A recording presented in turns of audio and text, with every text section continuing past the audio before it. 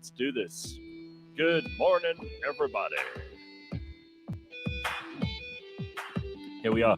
Okay, so this morning we are coming to you live from the Lebang Nursery of Children, the Bakh'abantu Eastern Cape Hole of Death, and my house. So we've got like all three kinds of backgrounds you might want. Bakh'abantu's not going to put his video on because A, there's nothing to show us. B, we're worried it'll tempt the municipalities of the Eastern Cape to actually shut down even his sound, let alone his video. So we'll give him a chance to just get away with the audio this morning. But at least he's back. A lot of people have been asking about you. And Lebang, hooray! Hooray and congratulations. Thank you. Finally, I come forth to you as a mother of five. Mother of five. Now listen. Big five. You were like, you were in the hospital without any warning. You were like, okay, half an hour. You were like, I'm out again. I'm ready to go. Unbelievable. Pretty much. And it was quite a day, I'll be honest with you, because 1st of July was the day I'm moving into my new house. So in my mind, I'm like, this is all I'm doing. This is all I've got time for. This baby better not arrive today. So you can imagine I'm like picking up boxes, well, trying not to, but pushing things around, getting into the new house. Everything is going swimmingly. Out of the purple, at like 5 p.m., I start feeling like, okay, what's going on in my stomach? Labor pains. Okay, maybe it's just like early labor. I can wait. Oh, no. By 7 o'clock, I'm at the hospital.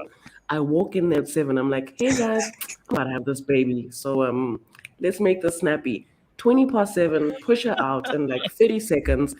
7:30, I'm like, okay, can I go back to my new house? Or am I like stuck here? What's the plan? But it was amazing, man. It was like very quick, like I wanted. TikTok. I gotta move some boxes and I gotta put some furniture in its place. Exactly. Like that bed is not gonna build itself. Honey. Like, there's your baby, I'm done. But it was great. I guess like she just wanted to arrive on the same day as, getting into the new house or whatever. And it was great, man. It was quick. I am still in recovery. So, yes, of course. it's just like movements are a little bit, but I've been driving and stuff. So I'm just like getting my gears back on and back in the game. I'm glad to be on the show again. It was a cold 2 weeks without you guys, man. Really we were bored. We were bored shitless. I won't lie. I mean, that baby, cunning stunt, whose name is just the best, says that baby just walked out. No, literally. Well, I wasn't even going to say anything, so I didn't even announce it until yesterday because I thought I can't have you come on the show this morning and then nobody knows. But I just left it for last week because I was kind of toying with the idea of you just making the surprise announcement yourself this morning. And I thought, I can't wait much more. Yeah, no, it's all good. She's been here for a while. She arrived on the 1st, so it's been a nice couple of days just getting to know her and not sleeping and then sometimes sleeping and then like waking up at 2 and then sometimes not waking up at 2, but it is what it is. It's parenthood. So it's all just been a joy. Well, lots of people saying congratulations. What's her name, Lebang? Yeah. This is important. Yes. What is her name? So her name is Thabang. As I did say before she arrived, we are still on the hunt for like an official second name. We've got like 30 days to figure it out. Before we have to like sign stuff. So for now, it's just Thabang.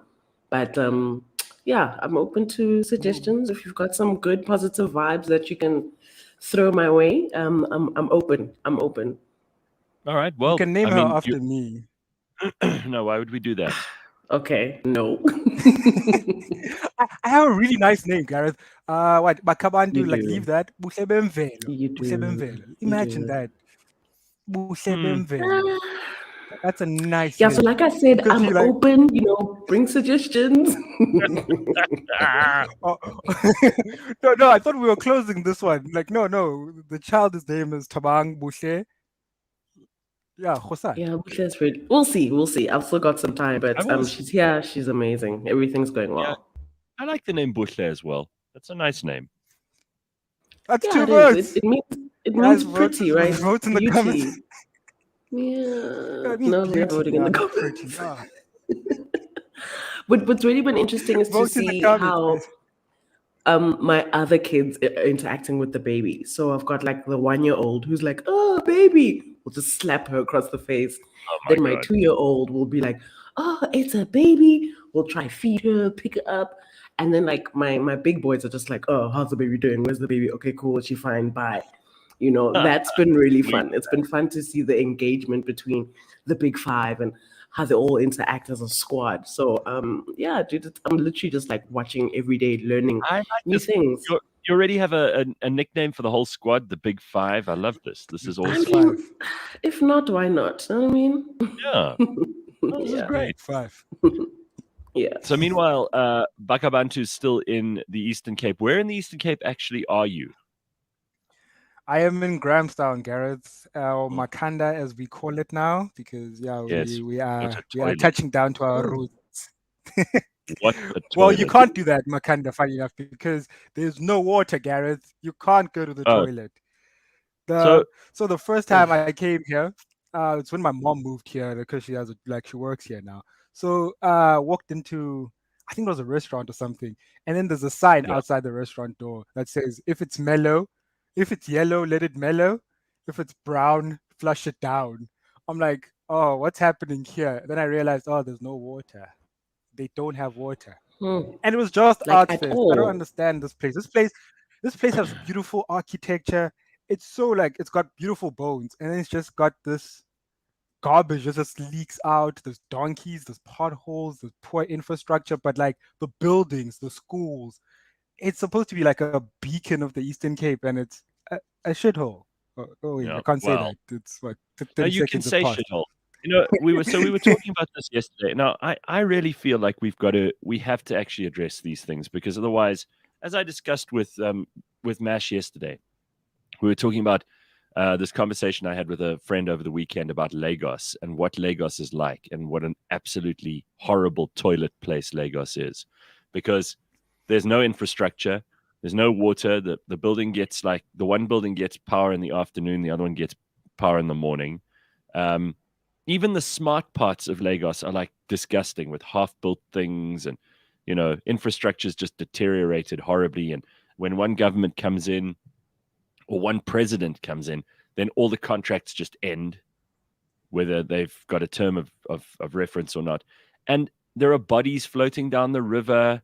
It's just like it's hell on earth, right? It's really, and it's everything smells of sewage. And she said it's just the worst place. And she will never, she doesn't care if there is $100 million deal that she has to do in Nigeria. She will not go there. She said it's so horrible. She couldn't eat the food because everything is oily and gross and she's not sure what it is. And like, I know this sounds like a kind of a cultural superiority complex or whatever, but there are also objective standards. Like, would you rather be in Makanda or Grahamstown, as it's called? Well, Makanda now, with all of that shit that you just described, donkeys and potholes and no water, no electricity, and just like complete fucking disgrace all around you, or in a place where things work? Now, I'm all for like somewhere in the middle where there are rules, but they're not like the most onerous rules, where you still have to sort things out for yourself. Mm, mm. And I said it the other day, like there's something going on at the moment which is actually going to work right the opposite way that the government thinks it is. I reckon that the more people that can get away from depending on the government are going to be doing it now. A friend of mine, he imports solar panels and batteries. He's just got so many orders in the last while for people to go off grid. He said people who he didn't think would be able to afford it, people who are making a plan. He had to bring in 5,000 batteries by air freight just last week, and he says he cannot keep up with the demand because people are like, Jeez. we are not going to pay Eskom a single cent more. They can fix their own shit. They've made their bed. They must lie in it. This government can get fucked. He said, I am going to, and a lot of his clients are going to completely make ourselves independent. Now, that's fine if you have money, but the people who don't have Yeah. money are in big shit. Big shit. They are in big shit. I saw also Macro also went into the solar panel and batteries game. Oh, yeah. Like their top of the range kit is like 170K. So people are really looking. Jeez. Like you can go to Macro and find your local electrician to go install the stuff for you now. Right. It's yeah, Mm. we're becoming independent from the government, which is the ANC's biggest fear. But they drove us to this. Right. This place is terrible. Like I came from the rurals, and I prefer being in the rurals because at least stuff works there. There was electricity constantly. I don't think there was load shedding in the rurals. I don't even think Yeah. COVID existed in the rurals. But like that was just a weekend ago, not this past weekend, a weekend ago. Like that was rural Eastern Cape. But here in a functioning city that just had Arts Fest last week, is you find a donkey in the street, Gareth. And you don't understand why is a donkey shitting and walking in the street. Also, it's just standing there Donkeys because it's lives stuck in a matter. pothole because the donkey lives Donkey. matter. What did you just say? Donkey lives matter. Oh God, we could get Yes. much for that. Are you joking? I hope you're kidding. I mean, that's just. We're going to get taken down. Can you imagine the trouble we'll be in if the woke people find out that you said donkey lives I matter? We are mean, finished. Jesus. no, But you but know, on the real, if you can afford this, then you're totally set. I mean, let's be honest. You don't need to depend on the government. You know, as we're saying, fuck ESCOM, we can just keep it moving. If you are a broke person, depending Mhm. on that 350 rand in inverted commas that you may or Yeah. may not be getting grant from the government, then you are completely screwed. And that is literally like the bulk of the people in this country. So we're fine. Like I'm not worried about anybody right now that I'm speaking to. I know that we'll be okay. I just feel for the people who genuinely don't have a choice. Because we're already complaining, because it's already tough on us, on our pockets. Like, oh, we've got generators. We need petrol to fill up the generators. The generators, petrol is so expensive. Oh, we come back, there's no power. It's a lot. No, Now, it's hectic, like little right? little Thomas there, who just is like literally eating hand to mouth, hustling for garden jobs or whatever. It's oh man, it's wild. Yeah. Well, It's pretty wild. you know what? This that's is that's this why is they the drinking, Lebang. That's why they go to those taverns and they drink. Because Jesus. South Africa is a 100%. depressing place, guys. I think Well, Sisipuli I once think. coined this phrase like we have like I don't know, like group trauma from Mm, like back in the days. That's why we have like a drinking Mm, problem in South Africa. But now we mm. have like actual like we're no, going we have through it and modern day people just trauma. drink. Yeah, we have modern day trauma now. Like the government just keeps giving and we just keep taking, You and not mean in a they good keep way. taking and we just keep giving? Yeah. I No, no, mean, no, no. My one was based on the prison metaphor that they're giving it to us and we are taking it up the oh bum. right, okay, now I got you. Then that makes sense. Oh, geez, you are in a shithole. Yeah, alcohol's cheaper than food. Make it make sense, says Herman. They go to taverns for business. Where else do you meet other drug dealers? Says Ethan. McGill says, greetings from Green Acres Hospital in PE. I'm going for a colonoscopy this morning. Day 9 in hospital. Haven't been Shithole. live on the show. Shame, McGill. That's horrible. A Sorry, colonoscopy. Miguel. And to put a camera up Damn. your asshole. Heavy. Ugh. Yeah, so the theme of the show today is going up the ass, I Assholes. guess. Right. Oh, wow. Exactly. What a horrible thing to talk about. But you've been on a little tour of the Eastern Cape, right? So you were out in the rurals, much more of the Karoo. And what are the temperatures like in places like Makanda and where you were before? So in Craddock, it was funny enough, like the Karoo, like proper Karoo, Right. Craddock, it was warmer than it is in Makanda. Makanda is just cold. There's just death in the air. I don't know if it's the people. There's there's so many people in town, but everyone is just like frozen.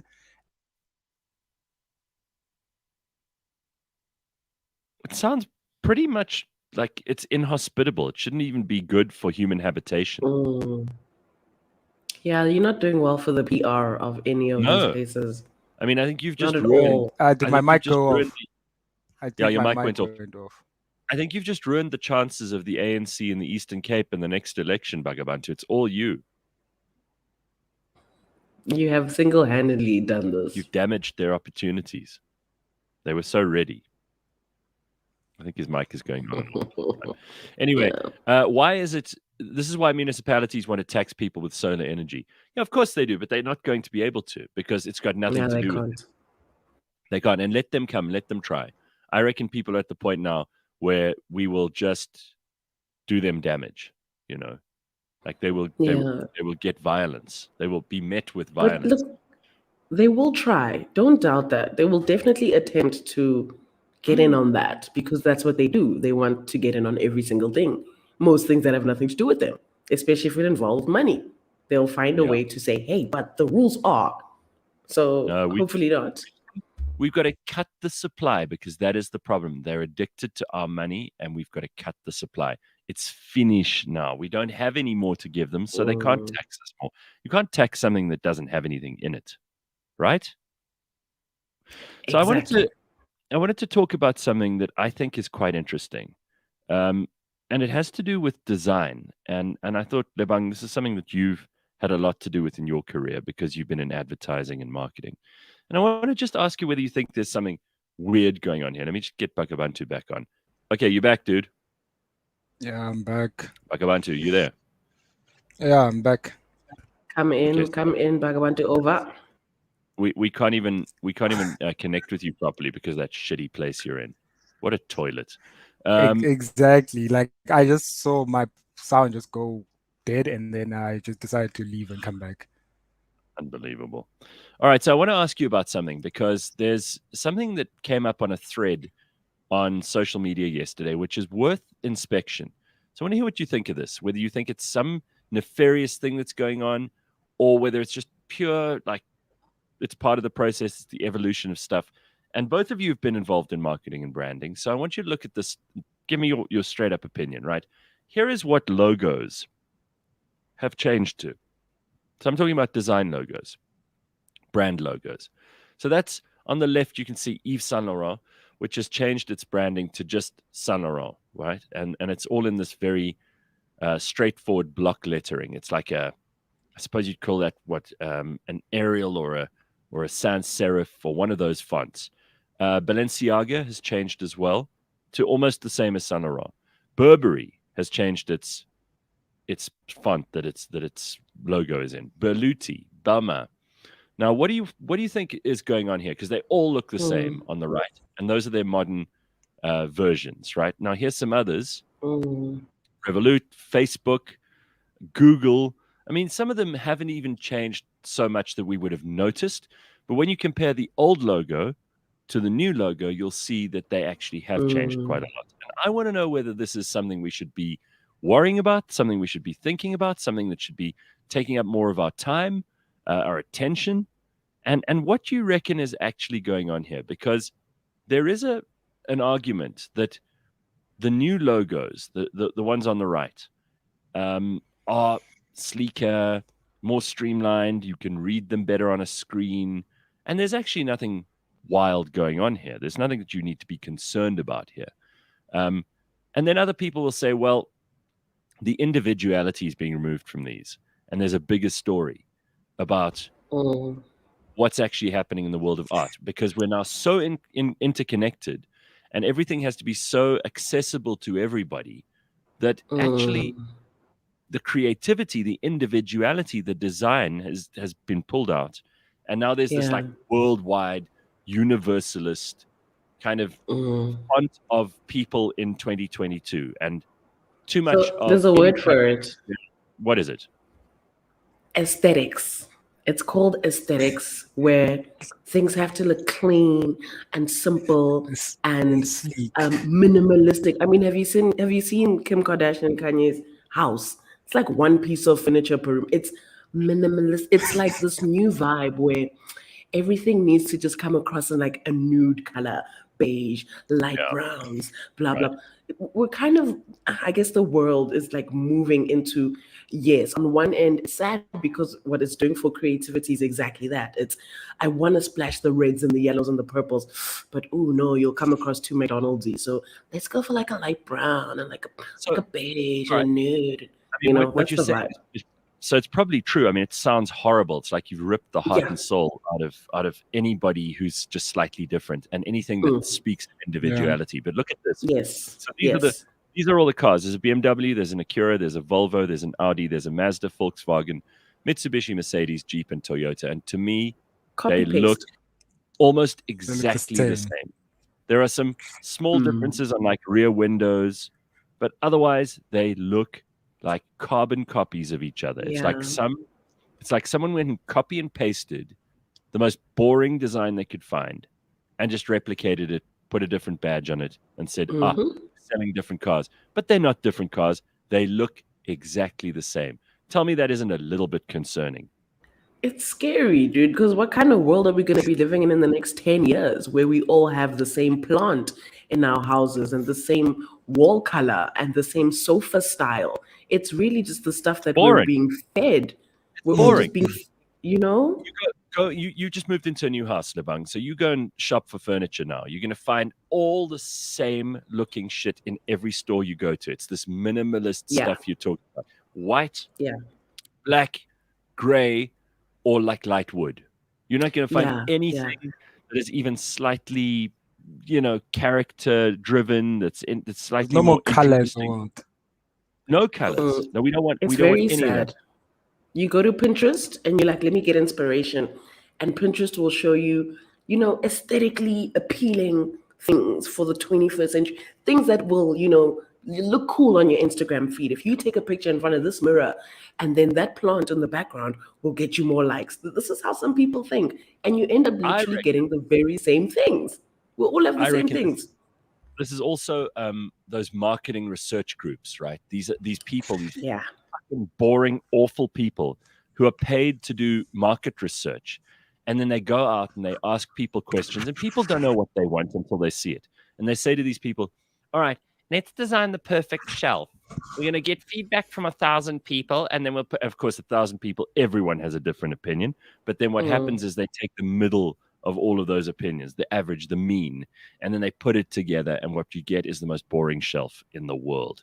Now, I mean, I'm just Yeah, going through a couple of these you for test people who are for listening, the one that doesn't offend anyone, the one right? that just like The one that's everyone least hates offensive. just a little bit. Yeah, Yeah, middle of the road, the most boring you can find, so that no one's offended or upset by anything. Oh, that's too bright. Ooh, that's too dark. Ooh, that's too light. It's got to be something in the middle, so it'll all end up beige.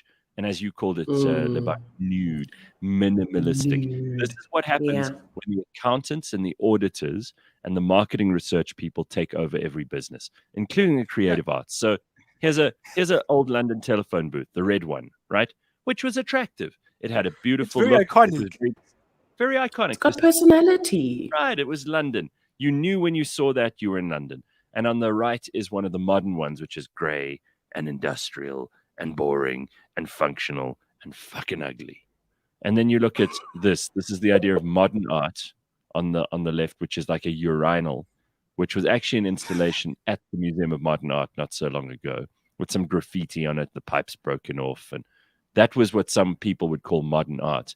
And on the right is Michelangelo's Pieta, which is at the Vatican in St. Peter's Basilica. It's a beautiful sculpture which Michelangelo completed. I think he wasn't even 30 years old when he finished that. And it is absolutely awe-inspiring and breathtaking and beautiful. It's beautiful. And I reckon maybe this is linked to what we started talking to Bakh'abantu about. And I don't want us to sit here every morning and complain about things.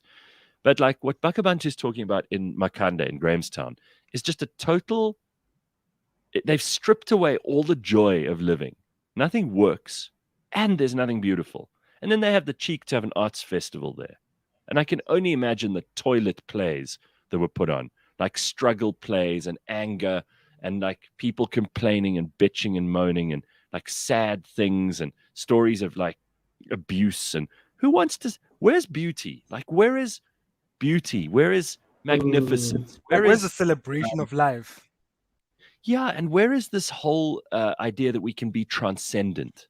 Because if you look at these logos and these cars, everything's being reduced to like this functional, boring... Look at even the screen of your phone. Okay, look at how the logo is there, which used to be interesting. Like Amazon used to have that cute little trolley, the blue. Facebook used to be like a darker blue. It was more distinctive. Instagram used to have that old Instamatic camera as their logo. You know, Uber used to have that white with a U with like the tops of the U turned in. It was distinctive. All these things have gone now. They've given way to simplified, more minimalistic. Maybe it's good. Maybe from a design point of view, you could see it better. It's brighter. Some graphic designer got involved there and said, we've got to zhuzh this up a little. It looks old school. Look at these. These are Pepsi's logos from the last 100 years. 1898 was like this bizarre thing that it looks like it was drawn by a child. Yeah. And then No, thank goodness that one is no longer the logo. Let's be grateful here as well. Right. And it kind of developed and developed and developed. And then today it's just this almost like a beach ball with the 3 colors on it, which is Honestly. boring. I mean, maybe it fills the space better, and they've trimmed down all the non-essential stuff, but it just shows you how everything's being worn down. Don't you think? No, I It's think the you hit the nail machine, on the head, Gareth. Gareth, when you said it's a group of people sitting in a boardroom that are making these decisions. They're like, oh, this is what the masses want. And then they find whatever study. They don't actually talk to people and find out what they like, but they find whatever study. They're like, oh, this is the type of stuff we're peddling now. And then brands just copy each other and virtue signal. They don't need to talk to people anymore. They're always listening. They're constantly listening to us. they- Every single conversation we have, whether it's via text, via call, they know more about us than we know about ourselves. That's why they keep spewing this stuff at us. And the simpler it looks and the easier on the eyes, in inverted commas, that it looks, Right. the more attractive it'll apparently be to us. And that is literally it. That's all it boils down to, nothing more than that. Well, Gary says lots of people in mid-round apartments have been doing the same minimalist furnishings in the apartment. One plastic garden chair and a TV. It's true. Sunmarie says, but there is something to say about everyone expecting to be PC and thus stripping away any personality. Think about visibility issues and legibility for people with difficulties reading. The minority wins. Probably. Woody says, Yeah, for sure. we're all going to live in a monochrome world eventually. If you let a machine design your life, everything ends up aerodynamically alike, while also design similarly, in design. At Lebang, as long as there's a small corner where the teleprompter can't see me, then at least I can sit down and write in my diary. I do not know what Corona's boring's on about. Tracy says, Marie Kondo, the home edit, the minimalists, they're all about making things simpler. By doing that, they're stripping character from homes. Being a graphic designer must be really shitty right now. Yeah, says Sibia. I think that's right, because the minute you come up with anything slightly interesting, they're like, no. They don't want it. They don't want it. They really don't. They just want like the bare minimum, because for them, bare minimum translates into what will ultimately sell, and it's sad because again, you just, as a designer, you just kind of do like the little bit and then it's like, oh my word, client loses their mind. And you're like, that's not even my best work. But because they just want like this mediocre, level of work, which is what everybody's doing, they'll take it. They'll take it. The minute you put in any creativity, and that's a little bit too much, can you dim down on the colors? Maybe give us a little bit more of this Everyone and less can of that. drink tap water. Yeah, thank you. Say that again, Bakh'abantu, because that is exactly the point. Everyone can drink tap water. Everyone can drink tap water. Make something that's bland and it's not hot, it's not cold. It's just except in Grahamstown, because there's no water in Grahamstown. I was about to say, can you drink tap water right now, though? No, that you is can't. Well, apparently, even if there was water, it had typhoid, so people will buy water in Grahamstown. Right, so we come full circle. But really, I think this stuff, and then, by the way, this is the kind of shit that they're feeding us on a tray, is this kind of boring, like these, these people that look like these anodyne, kind of dreary. They don't even look human. They don't have facial expressions. They're like the outlines. They're like, it's just such a depressing look. I hate this stuff so much. I can't tell you, people will come into my house and you could see just in the background here what kind of a house I live in. I got a very old school taste, right? And maybe that's boring, and maybe for some people it's a little too traditional, or someone once said to me, did you inherit your grand's house? And as much as I thought that was hilarious, because I don't take it personally. I think that stuff that has lasted for 100 or 200 years or even longer, as is the case with some more classical kind of architecture, art, sculpture, language, entertainment. All of that stuff has legs. It has staying power. And yet this minimalist shit, we're going to look back on this. Do you remember all those apartment buildings they built in the 70s? Those ugly, derelict-looking, concrete, fiberglass, yellow and brown.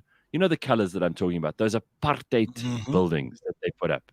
And they did the same thing in Russia and Eastern Europe, these depressing utilitarian buildings. Like, do you know how nobody wants to live in those buildings now? Nobody likes the look of them. Everybody's horrified. I know that in the 70s, people thought they were being really creative, but they were not. And nobody wants that shit now. And I think people are going to look back on the 2020s and they're going to go, ew, is that the best you can do? Like, you've turned all the logos look the same. All design has been minimalized. Everything has been made as middle of the road as possible so you don't offend the target market, which needs to be the biggest possible group of people. It's like a deflated balloon. I'm telling you, we're going to look back on this period of history and we're going to be embarrassed. If you guys are ever going furniture shopping during this time, that's where you'll see it the loudest. The couches are all like, low and gray, and all like low and gray. The tables are all like square and oak. There's literally nothing that's interesting. I've had to go to Facebook Market just to find like things that are like, antique-ish, or at least some real good solid wood that I know will last like, for years and years. Things that have personality. Going onto any of these furniture stores I feel like I'm just going through like the same book over and over and over again with just like a different author. It's like, oh, get the latest square metal blah blah table. You go to another store, they've got the same table, but it's like triple the price. It's all just like very boring. And like I said, Gareth, I can't wait to just look back and be like, sure, we went through some stuff. It's done now. Moving along. It's horrible. Right. It's horrible. Vyasan says, I'm a graphic I think designer. you're right there, Lebang. Vyasan says, I'm a graphic go, designer, and I can say that simplicity is a key to legibility, especially in digital platforms.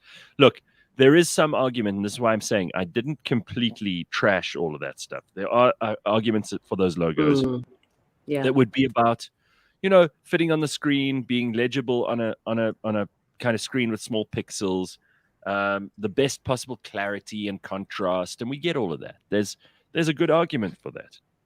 But everything's the same, and it's very boring. Everything. Even when you do get color, let's say like in the furniture shops, because I also did the furniture thing a while back. You get a couch, maybe it's like red, and it's like a pale red. It looks like it's worn. It looks like it's been in the wash a couple of times. So everything is just dulled down. Even the stuff pastel, that's the word. Yeah. Pastel. Everything is these pastel colors. It looks like it's just been washed through, and it's no longer bright, and just terrible, man. Boring. It's just boring. So I thought I'd just bring that up this morning because we often discuss, the usual kind of things that we're dealing with in our lives, what's on TV, what kinds of things people are interested in. And this is just something that was picked up on Twitter yesterday. And I thought, wow, good point. We need to talk about this. Anyway, I think that we've definitely gone on a little bit too long about it, but it was something worthwhile discussing. Now we've got some news headlines.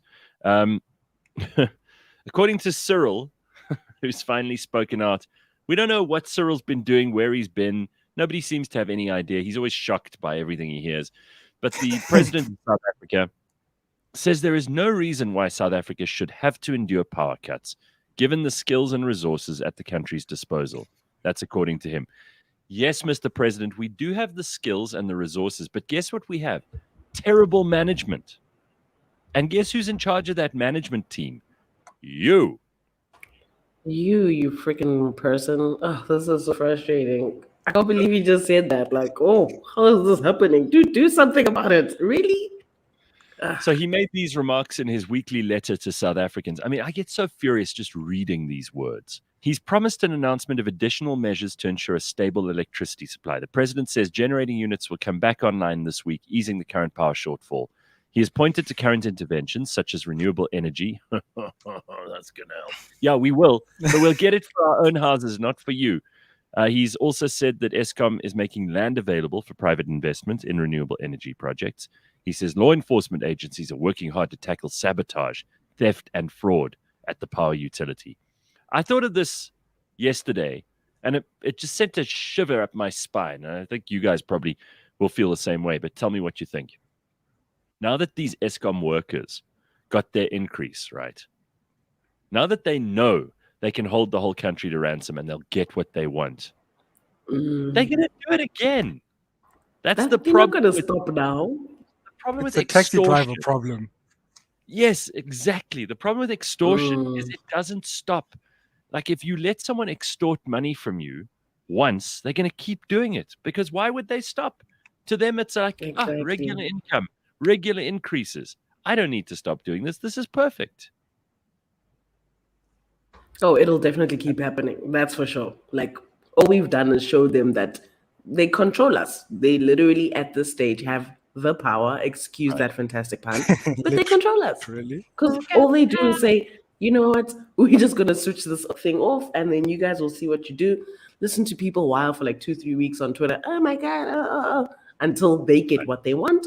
And then, life continues. This will happen again is the point. Well, while we're talking about the morons who are in charge of this country, Social Development Minister Lindiwe Zulu has proposed that those who earn 624 Rand per month or less must receive a 350 Rand social relief of distress grant. The minister expressed this in the Government Gazette published on Monday. The sum of 624 Rand a month has been set as the national poverty line by Stats SA. Zulu's latest move follows criticism against government for revising the qualification criteria after it ended the national state of disaster in April. So, according to Lindiwe, people who are already up shit creek and earning less than, just think about this, everybody, less than 624 Rand a month. I do not know how anyone can earn that and live. I don't know how anybody can even scrape together enough food or warmth or succor of any kind to exist as a living organism at under 624 Rand a month. And this woman wants to now patronize these people by giving them, here's a little extra 350 because Shem. How insulting. And if you just got on with your jobs in government, if you just opened up the economy, if you just allowed people to be employed, if you just stopped interfering in everything that we do and taxing everything that we do, maybe we'd have the ability to create more jobs. Maybe if you just got out of the way, you idiots in government, things would get better and make life easier for these people who are earning this pittance of 624 Rand a month. Let me tell you something. Domestic workers are, even in the worst possible places, earning way more than that. It's not the easiest job, but let me tell you, it's not the worst job. There are people in mines. There are these Zama guys who are like selling whatever they can dig out of the earth. There are people recycling rubbish, doing really horrible jobs, and they're earning more than that. 624 Rand a month is undignified, disgraceful, and it's a blight on this government. How could people be treated so badly? How could people end up in such poverty? Honestly. And when they speak on it, it's almost as though they, proud to announce it. Because they've got a solution. The solution is, we'll give you a little bit extra. Oh no, because you're already getting so little, look at us, we're the heroes. We'll give you a little bit more. Which is very frustrating because that very little that they're earning, that they're getting in the first place, is as a result of your poor governing. Yeah. That is the problem here. Here's some crumbs, you peasants. Let's give you some crumbs. Yeah. Go for it. It's not even let them eat cake, because if Lindiwe Zulu went around offering people cake, not that. That would be impressive. This is like, have some crumbs. Just enough crumbs for you to taste that there was once bread. It's BS. Unbelievable. And she's like, and this is, you watch, they're going to be people who are saying, oh no, this is a good idea. But that's what they want, right? They are hoping that That's people what will they say want. this is a good idea. They want people to be like, "Oh, yes, they're coming to our rescue. An extra 350. I can do so much with that." And It's by the pretty much way, a mind fuck. It's a bit They of a want mind F credit. because They want credit. Yeah, they yeah, want credit for the smallest amount of effort. Whereas the smallest amount of effort that they could give us is what you said, Gareth. Move out of the way. At get this out of the point, I way. don't need government. I just Move, need them bitch. to because Get even out the way. Get out the way. yes. way. The way. Oh well, That's all. another thing about this Lindiwe Zulu, who really, I mean, she has not got 3 brain cells to rub together. This Lindiwe Zulu also doesn't seem to understand that 350 rand for every person she wants to hand the crumbs out to. Where does she think that's coming from? I was gonna say, who is going to be supplying this 350? Hmm. Let's also start there. Because this Because kind of it's not sounds like they're gonna shift this to, right. taxpayers or something. It's And not if a that's the bottom. case, I mean, Lebang, do you have an extra 5,000 rand to pay? I don't know, a couple of people's 350 from Lindiwe Zulu. I don't. Do you? listen, I know I have no clue. No, the answer is just a flat no. I don't even have an extra 5,000 rand for me, let alone, Well, anybody else. It's a hard what no. about what about you, Bakh'abantu, in that rich town of Makanda, where everybody has way too much money, water, and electricity? Don't they have extra cash to throw around at the 350 rand that Lindiwe wants to hand out? Hmm? I think the Eastern Cape can come to your guys' rescue because we are the best province in the world. No, Best no, no province, one, the no best. best province. Sure. Eastern Have you Cape, guys best seen province. the price of cooking oil lately? It's literally around the 100 rands, like plus It's minus. ridiculous. Well, So this that is what we're alone, going to be talking about this because Joe Cimino is going to be joining us. You know, I love having Joe on. He's got the price of food, how much it's gone up, and this is going to blow your mind. Joe Cimino is obviously our guy when it comes to like yeah, where you could save money, what we have to do to improve our financial fitness and independence. And Joe is the best at this stuff. I'm just always happy when he's on the show, and he's going to join us after 7. So do not miss it. That's going to be worthwhile. It always is having Joe on. All right, so mm, Joe will be on 7:30 a.m. this morning. We're going to talk about the money, the price of food. We're going to talk about your money, how to save money on insurance, how to put those extra savings into debt, which we need to pay off. We need to stop the slow bleed of money from the expense side and talk a little bit about credit cards, which I know is going to hit people right in the feels, fuel prices, and then the interest rate increase, which is coming. So he wants to talk about all of that. It's like tough love when Joe comes in. When Joe talks to us, it's Yeah. like, oh, here he comes. This is like dad is going to take a look at our yeah. expense account again. It's when And that's the what he's going to parents It's come like in. just at me next time, Joe. Like you feel like he's talking Right. directly to you, and you're like, okay, fine. Yes, I overspent on Uber Eats last month. I know, my bad. Like you feel like he's speaking right into your soul because Yeah, like you we could have relate could have way had more this than you'd like. conversation one on one. Like we Could could have have had this conversation offline one this, on one. Joe. Damn. All right, so Yeah. we have got some great stuff to discuss with you this morning. We'll get to that with Joe later on, but also some positive and optimistic stuff. I mean, yesterday we had Dr. Hanan on, and he gave us some really interesting advice on what to do if you are feeling anxious or you're going through a panic attack. And Janet actually sent me an email. Here's the email from Janet. She says, I was listening to you talking to Dr. Hanan yesterday, and I thought I'd let you know I was having a major panic attack in hospital a couple of years ago. The physician who was overseeing my chart told me that a panic attack lasts exactly 7 minutes, and you can actually time your watch by it. It actually turned out to be true. So that is what gets me through the attacks. Maybe it can help some other people. Basically, it's going to last for 7 Hmm. minutes, and then it'll be over. So if you are the kind of person who suffers from that, some words from Janet. I don't know whether that applies to everybody, but it's nonetheless something to think about, right? Interesting. Yes. And then some interesting. Stingy Joe is a clever Joe, says Viasan. Yeah, Joe's going to be on just now. Don't panic. I'm so fucking happy that I don't pay my taxes to those brainless ANC losers, says Vincent. Well, you're lucky. Teach me how. Yeah, please teach us. Ethan says, great topics. I'm Well, guessing he's not in the country because there's no way yeah, to avoid tax here. that's the only way, right? There's no other way to avoid these guys. Hey, Bakh'abantu? Yeah, there's no other way. Like he has to be out of the country because Mm, VAT increased, and we complained about that, but it still went up. mm. Uh, so many ways to pay tax, guys. And also just like dealing with SARS. I saw somebody in the comments said that SARS paid them their returns last week. Well, good for you. Thank you for using this platform to just boast about your money. I have been struggling with SARS for the past like freaking I don't know how long. It's like they just don't want to give me my money. I'm like, guys, you Yeah, owe please. me. Give me my money. They're like, I owe yeah, me look, we too. sent you an email for a penalty. That's all they do. They just send me emails about some goddamn penalties, and then I pay the penalties. And then after I pay the penalties, it's like, okay, cool, thanks for paying that penalty. But there's a penalty for the penalty. Oh, you know what? I'm All right. just over it.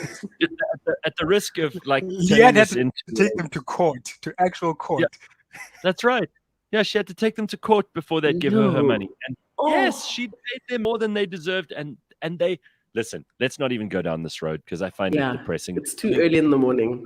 That's So not. here's some useful and interesting info. So Lebang has discovered, and I still don't know what the real rules are because I've been to a proper sushi restaurant in Cape Town. The guy is married to a Japanese woman. He's a sushi fanatic. He opened up this restaurant because he wanted to make the best sushi in Africa. And he told me, you eat sushi a certain way. Now, you discovered, Lebang, and I don't doubt that this is because you had a craving after you'd given birth. You're not supposed to eat sushi while you're pregnant. But then suddenly, once you'd had the kid, you were like, sushi, sushi, sushi, sushi, sushi. So that's all you wanted. 100%. And then Mm-hmm. somebody told you you've been doing it wrong your whole life. So tell us how you did it before, tell us how you did it after, and what this person said. Okay, so I've always just generally like had to just figure out how to eat sushi. There was no like instruction manual on how to eat it. So I'd Sure. kind of just like take the actual whether it's like a maki roll or whatever, take my chopsticks, literally dip that whole thing inside the soy sauce. That was step one. Soak it in soy sauce, cover it up. Then after that, I take a little bit of the ginger, aka avocado, as some people refer to it. I take a bit of Yeah. that. I mean the wasabi. Literally put that on top. And I take a wasabi. piece of ginger, put that on top, and then I'd consume. Nyuf, nyuf, nyuf. This is nice. Love the taste. This is literally like my whole life until last week. I'm minding my business, literally not bothering anyone. Doing this, soaking the whole maki roll inside the soy. This person in the restaurant goes, sorry. I'm like, yeah. You're not supposed to soak. I'm like, what do you mean I'm not supposed to soak? Apparently, first you're supposed to eat it maki with your hand. You're not supposed to use the sticks. So you take your hand and you literally just like dip. You know what a dip is? It's like a little bit of a when you're putting your toe in the pool just to check if it's cold. That's all. You just go right. Once You're you not do meant that, to drown it. no, Yeah, dunk you're it. not drowning. You're not sinking. Dunk it. And then when you like a- take it out, It's not like you're a not rusk allowed to in like coffee. Yeah. yes, like your rusk in the coffee. Exactly. You're not allowed to like even shake it off, like wiggle the soy sauce off. Whatever you've dipped in is what you go with. Cool. Then you literally just like chow that. The point of the ginger is more like a palate cleanser, so you can then Exactly. Yeah, consume I've also heard the this next bit. one. That's Right. about it. And the wasabi is more like if it's inside the sushi, like literally inside, then that's how it's prepared. If it's on the side, then you can like sort of like have it as like a choice. But generally, putting everything on top, like stacking it together, then like dipping it in the soy, is not how you're meant to eat it. And I will also make a public service announcement. I will continue eating it in that manner because that's just how I enjoy my sushi. All right, It's- fair enough. you know. This guy told me exactly the same thing, except that he said with the wasabi, you put it into the soy sauce and you just kind of stir it around with your chopsticks a little bit, so that there's a bit of wasabi in the soy sauce. Then Mm.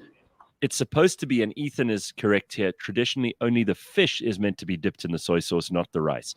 But obviously, Yes. these days, a lot of the sushi is fish and rice together, so it's very hard to do that. So you just go dip, as Lebang said, and you pull it out, and that's it. Fun It's fact it. there, Ethan.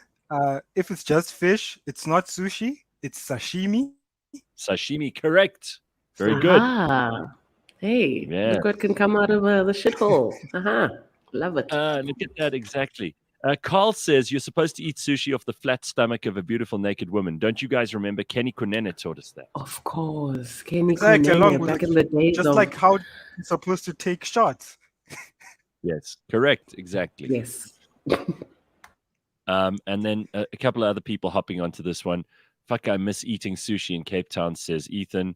Yeah, I mean, listen, there's it's become a thing. It certainly wasn't something I ate when I was a kid. If I'd said to my parents I want sushi, they would have clapped me.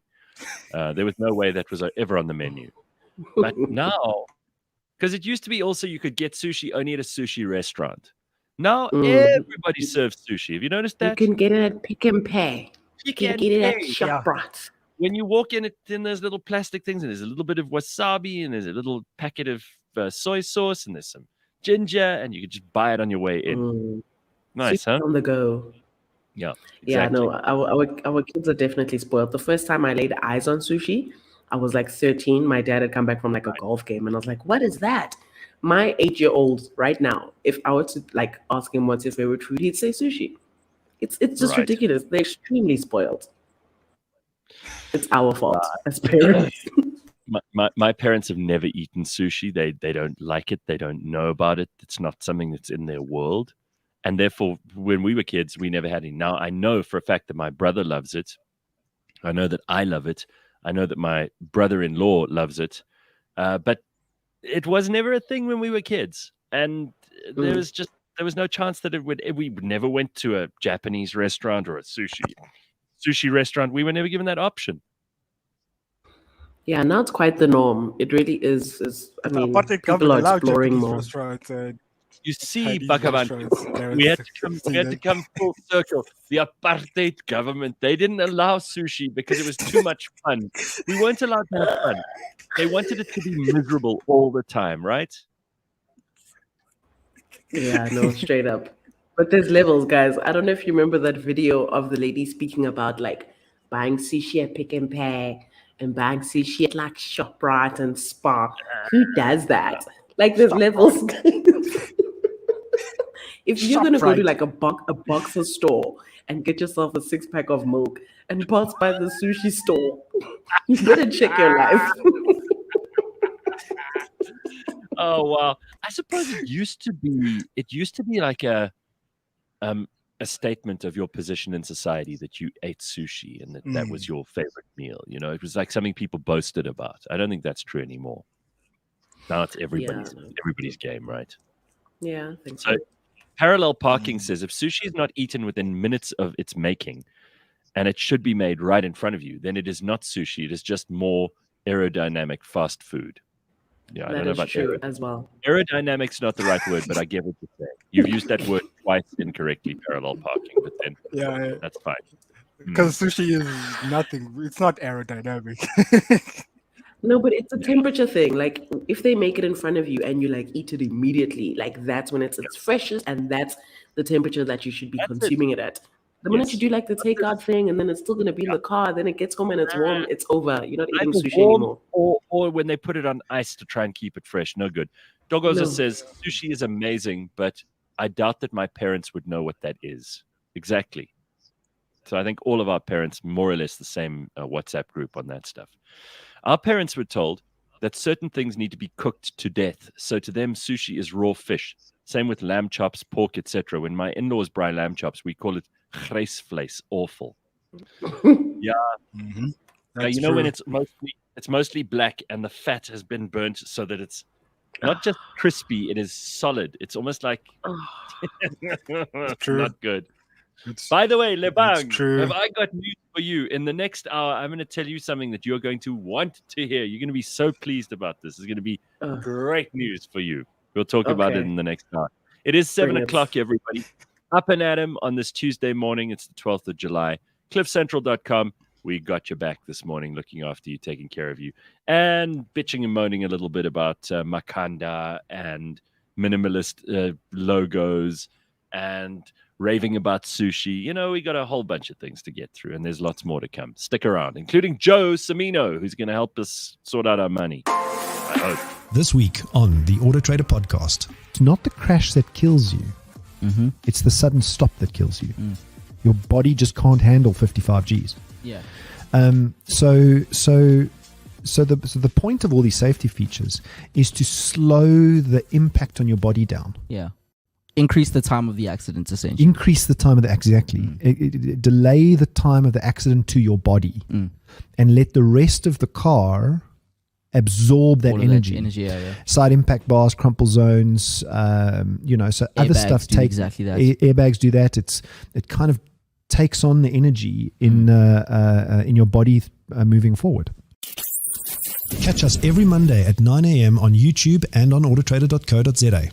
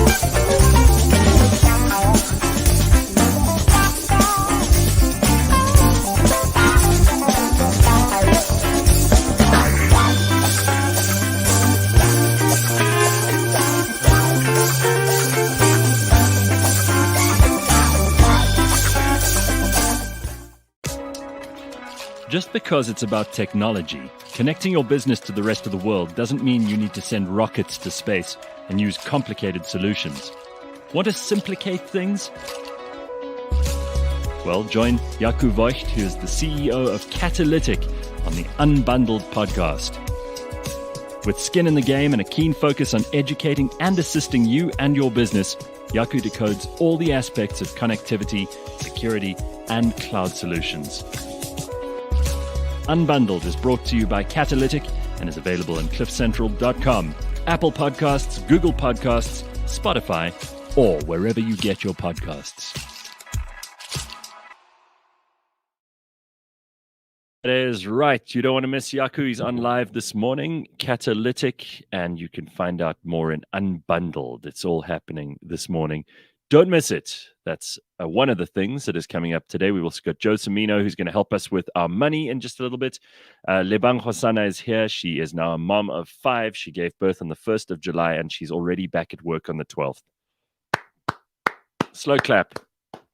That's all I can say. Bakh'abantu is live. He joins us from Makhanda, which is Grahamstown in the Eastern Cape. He's laughing already because there's no water, there's no electricity. But luckily we managed to connect. He's using very expensive data, obviously.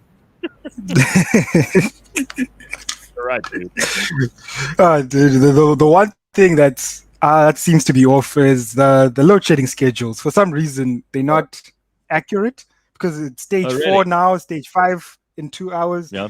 It's like I'm supposed to be load shedding today, but I noticed yesterday that I wasn't load shedding. So I'm like, when some people was like, "Are you going to be on the show?" I'm like, "Yeah." How nice. It's the little thing. How nice to have electricity. To have electricity that you paid for. It's the little things that make life worth living. It's just so great. Anyway, to have the stuff you paid for, guys. Yeah, I've mentioned that I'm on this kind of eating plan thing, which I'm trying out for a little while, and so far it's been good. I fell off the wagon a bit last week, so I've restarted the process from yesterday, and decided I'm going to stick to it for 2 weeks and just see if it makes a difference. I'm not really looking to lose a lot of kilograms, but I'll see how many fall off of me. I'm going to see if it's all it's cracked up to be. I've never done a diet in my life. And people tell me, some people say it's useless and you shouldn't do this. It shocks your body. It's not good for you. Other people say, what are you worried about? All you have to do is exercise. And I'm like, no, I've never been disciplined about eating. I'm just going to try it. And then other people say to me, even if it doesn't work, it'll remove a lot of decision-making around meals, which frankly takes up time and effort and energy.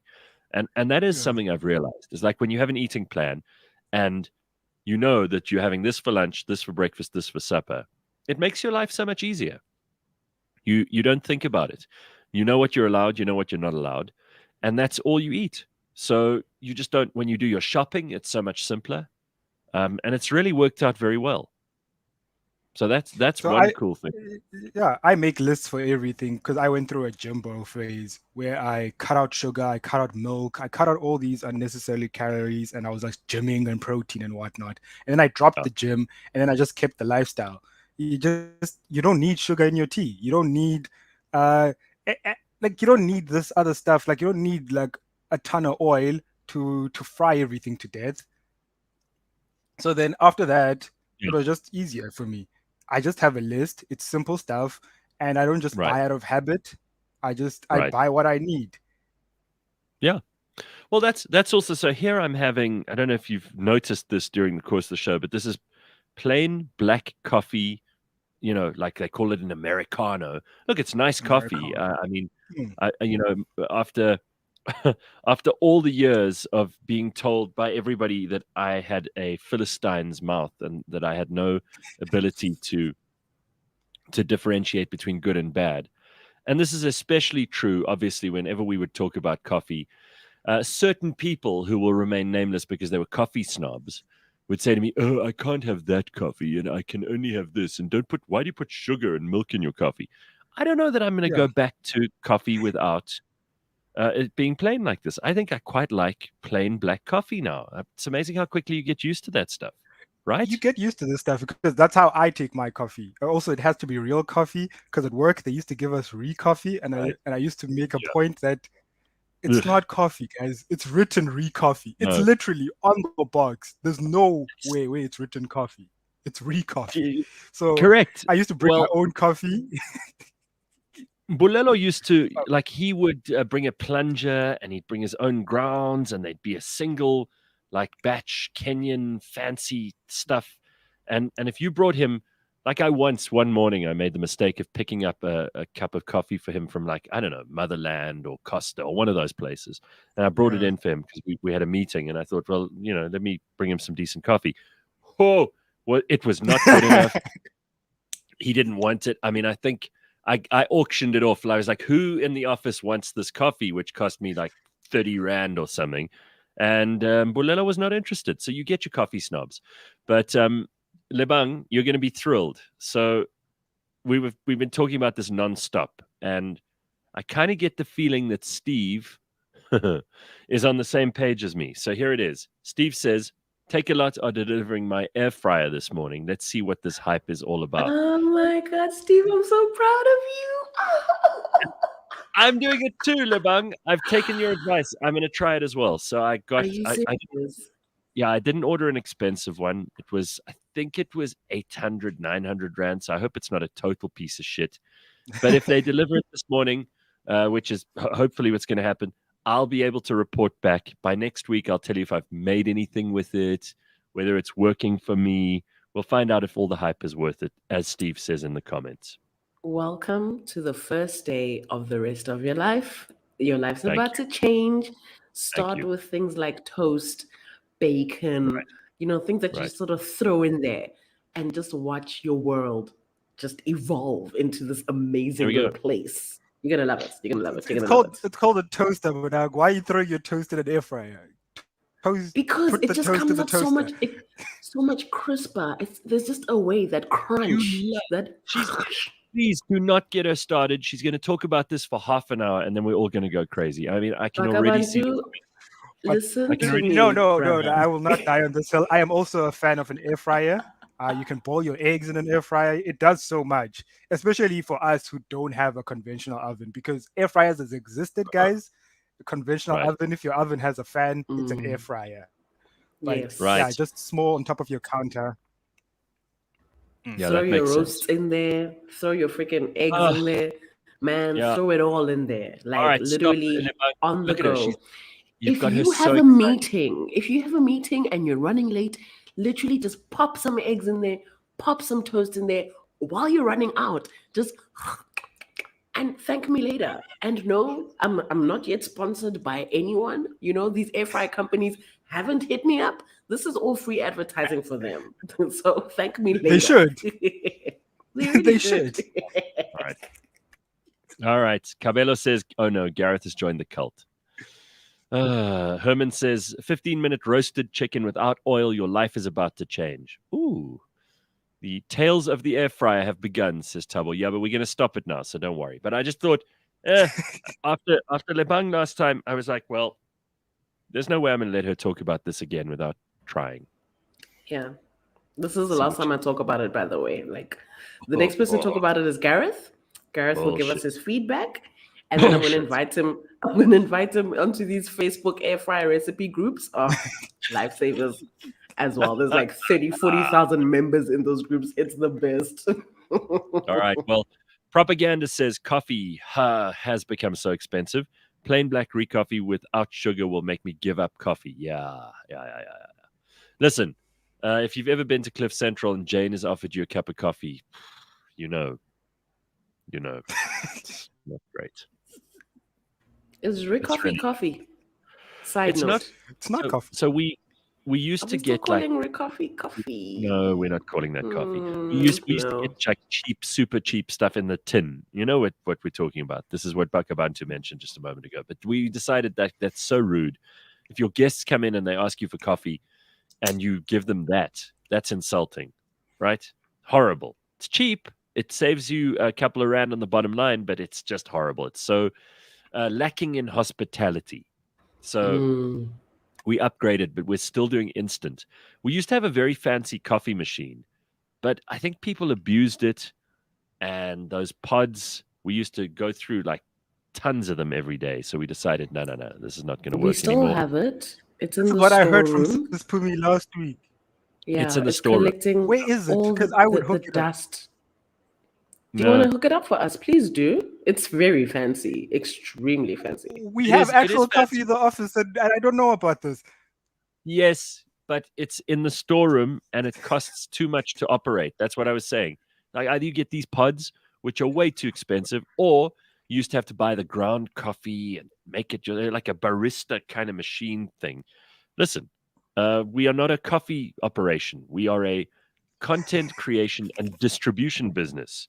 If you want coffee, bring your fucking own. But it's good for the feng shui of the office. You know, people walk in, smell some very expensive coffee in the air. As a creative, you get your juices get going. I can dig it. Yeah. All right. Well, Herman says Recoffee tastes like beef stock. That's so great. All right. Wow.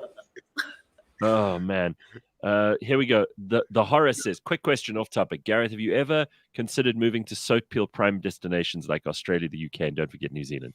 You mean like emigrate? No. I was gonna say sounds like definitely not New Zealand. And I know that we have been complaining this morning about South Africa, and you know that I am very frustrated with our government, and I think we all are, and we all have good reason to be. But I still believe, and maybe I've made a terrible miscalculation here. I'm willing to accept, maybe when I get to 70, 80 years old one day, I'll go, oh, I should have left that shithole when I had the chance.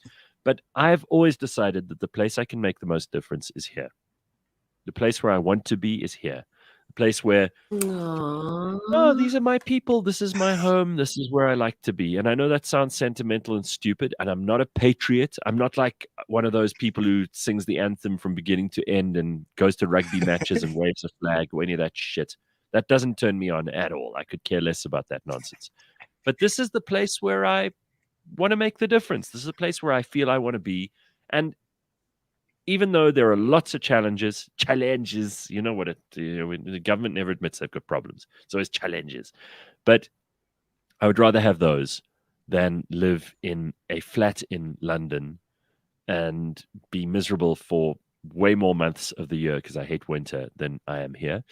And I would not like to live in New Zealand, which is so far away, it may as well be on another planet. And I don't like any of their governments either, to be perfectly frank. You know? Yeah, there's the none of grass their ain't always greener. I don't love the current Australian options. I don't love that Jacinda Ardern in New Zealand. Who even knows he's in charge of Britain at the moment because Boris resigned and there's another fight on in the Conservative Party to see who's going to take over there. I'll deal with this because I know this sounds like sacrilege, but I still would rather like have Cyril than any of those assholes. And that's a lot, I know, because Cyril's not a great It's called example of Stockholm anything. syndrome, Gareth. It's called Maybe, Stockholm dude. syndrome. Maybe. That's what I said. Like maybe one of these days someone's going to look at me and go, "You stupid asshole. How could you had the chance to go overseas and start new things and do things that you didn't do here and blah blah blah." But got to say this is where I make the difference. And also, I like the opportunities this place affords. I often said when you have problems, then solving those problems can make you money. And I often feel that we're a country with lots of problems. Those problems can be solved. If I'm part of the solution, I can make lots of money. And then I can live happily. And that is Stockholm Syndrome speaking, Bakh'abantu. I don't feel like I have any regret about my decisions. Not yet. That may come. I'm willing to accept I may be wrong. Someone may look at me one day and go, "What an idiot.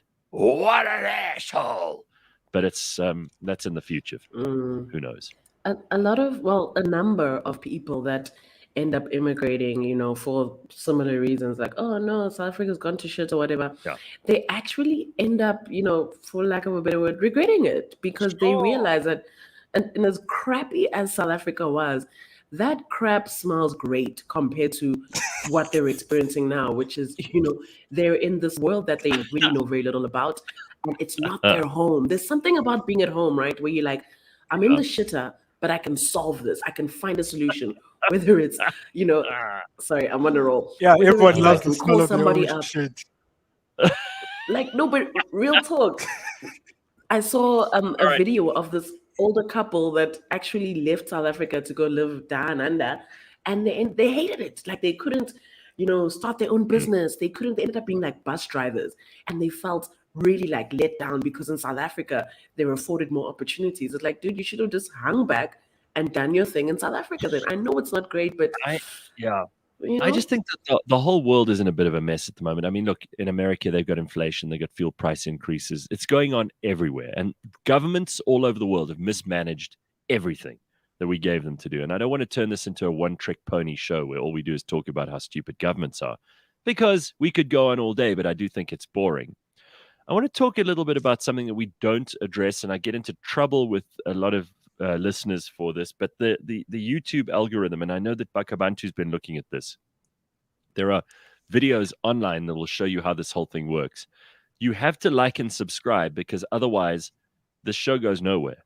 And this YouTube algorithm doesn't care. They don't care what we're talking about, right? But if people like and subscribe, it gets pushed up. And this goes for all of our podcasts, everything. So for like Apple Podcasts or wherever you listen to us, you've got to like and subscribe this to this stuff. Otherwise, it doesn't show up. It doesn't matter if we have millions of people listening to the podcast, which we do, millions every month, but it doesn't help unless you like and subscribe because the algorithm doesn't care about that other stuff. It's so weird how it works, Gareth, because I'm subscribed to Cliff Central, but if I don't like a video, sometimes it doesn't pop up, like notifications don't come through. So you have to like and subscribe. So apparently it gets pushed to like the people that are often watch this channel. It gets pushed, let's say, to 200 people. Maybe you have like, I think we have 1.5K subscribers, something like 14K, I think somewhere there. But like it gets pushed to only like a small group. If that group likes and subscribes or likes, comments, and engages with the video, it gets pushed further. But then if it doesn't, then the video goes nowhere. So it's stuff like that. I'm like, the YouTube, and then it's just the computer calculating that. If no one engaged with this video, which means no one likes this video, there's no human, but you subscribe to the channel, you said you like their content, but it won't get pushed to you because maybe someone didn't like it, maybe someone disliked it, because they even removed the dislike counter on the thing, because that also used to show engagement. Yeah, that also used to show engagement, but they don't care about dislikes, they just care about likes and comments. If you don't like it, just comment, at least. Comment what you don't like. Put it there, and then it gets fed to more people, and then that's how it spreads. Congo Chris wants credit for this. I like and subscribe on YouTube, and then I listen on Spotify later during the day while I'm driving. I think I deserve my name on a plaque in the studio. All right. We'll think about that. We may put that on. Sharon says, I'm subscribed. I get notifications, and I like every day. You see, you also get a gold star. So I'm going to hand out gold stars to all the On the people who forehead. do this. Please do this shit, because I hate asking for it day by day. And I watch a lot of YouTube content, and it irritates me when the first 2 minutes of any video is like, like and subscribe. But we've got to do it, right? This is how the thing works. Yeah, that's how Exactly. it works. That's how you have to play the game. That's the rules of the game. All right. All right, ladies and gentlemen, it is time for us to do what we've been anxious and nervous to do for a long time. We love this guy, but also he's like the dad, the tough love dad that we all need. Joe Cimino is a good friend of the show. I've known Joe for years. He's so smart about like advising you on what simple stuff you can do to save money and stop being a financial idiot. They call him Dr. Debt. He is the financial fitness guru. He is the man who knows more about how you should manage your money than you do, even though it's your money. And when we bring him onto the show, he drives us all crazy because we suddenly realize how useless we are and how badly we've been managing our lives and our money. He tells us about stuff we don't want to hear, like credit card debts and insurance, all sorts of stuff. And I've taken his advice and I've implemented every now and then something that he's dropped in as a pearl of wisdom. It has helped me. It will help you. And trust me, this is the start for many of us of you getting your finances in order. So here, without further ado, is Dr. Debt, Joe Cimino. Hello, Joe. How are you? Good. I'm great, G. How are you? Well, I mean, I've told you a million times, I love having you on the show, but oh my God, it's hard work when you realize how much trouble you've caused yourself and how badly you've been managing your life. So, Joe, we're in big trouble, right? Because the world is not great at the moment, and no one is making the kind of money that they were last year, and politicians have ruined things for us. Where are we, and what can we do about this? Well, to sum it up, I have this South African phrase. You may have heard it. Eish. That's about right. Well, I'm going to start this show by saying, if you don't start making changes, nothing's going to change. Right. And you have to, because as I look at what's been out in the news just in the last few weeks, cooking oil up 69%. Cabbage, 22%, onions, 16%, bread, 16%. These are huge. And, it says the prices of 15 basic foods are up over 15% from last year. Now, what I want everybody out there to realize is, what raise did you get this year? Some of you got 2%, 3%, 5%, if you got a raise at all. So now you're outbound with these food products are 15%, but don't forget, you also have inflation, generalized inflation at about 6%. So when you look at everything going up, let's just use 15 because that's a real number. I know Stats SA and I really rely on them for information. Shit, sorry. 15% inflation, and then you sit with debt. Yeah. 9% on a home bond. So you're minus 15 and minus 9, you're minus 24%. That's what's going on. So you've got your minus 24% there, plus all your policies you've got. Your life cover and this cover and that cover and this cover. And let's not forget our special pet insurance. They're all going up at 10%.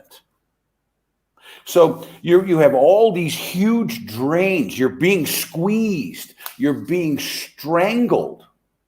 And if you don't start doing something, you're going to find yourself in trouble. And, I believe interest rates, and I'm going to bring it up in a minute, but interest rates are going to start rising. And I just want to mention something for the younger viewers out there. And Gareth, I know when you were on another network, I think that's the way you're supposed to say it. Yeah, well, it's your money tip of the day. Home bond interest rates in 1999 were 19%.